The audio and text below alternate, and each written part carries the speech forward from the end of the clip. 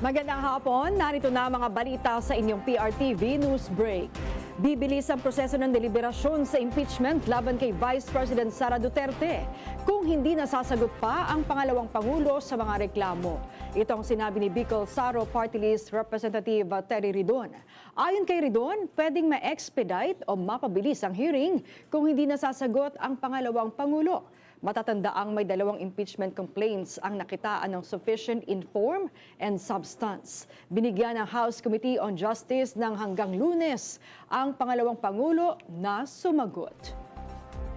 Nagbabala ang Trade and Industry Department laban sa hoarding ng mga itinuturing na essential goods sa likod ng tumataas na presyo ng krudo.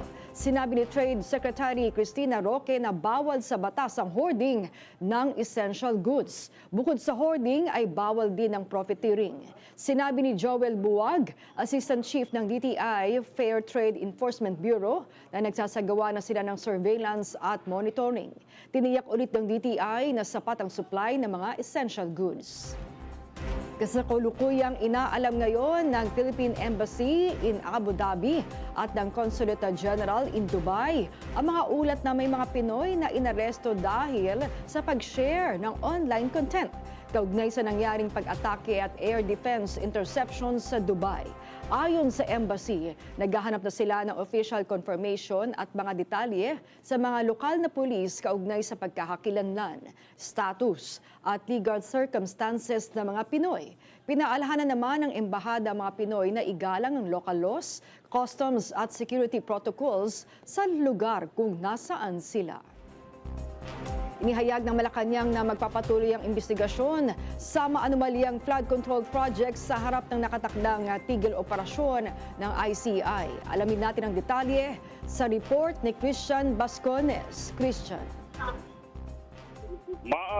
Tuloy ang investigasyon. Ito ang sinabi ng pamahalaan ng multi-billion pesos na korupsyon sa mga flood control projects kahit matapos na ang mga mandato ng Independent Commission for Infrastructure o ICI.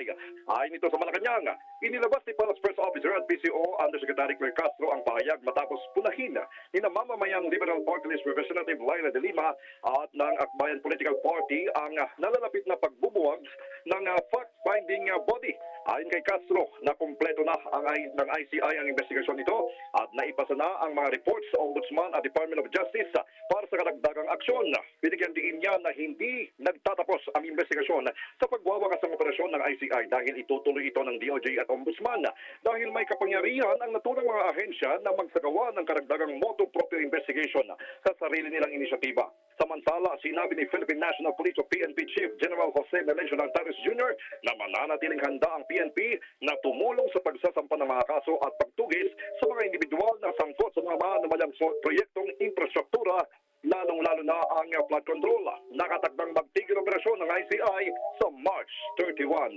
Yan muna ang ulat mula sa palasyo. Balik sa iyo, Maan. Maraming salamat sa iyo, Christian Bascones. At yan ang mga balitang nakalap ng inyong PRTV News Break. Live kami sa Free-to-Air, Beam Channel 31, Signal Channel 31 at sa YouTube. Tumutok din sa aming social media accounts sa Instagram, Facebook at TikTok sa @PRTV Prime Media. Ako po si Maan Macapagal. Magandang hapon.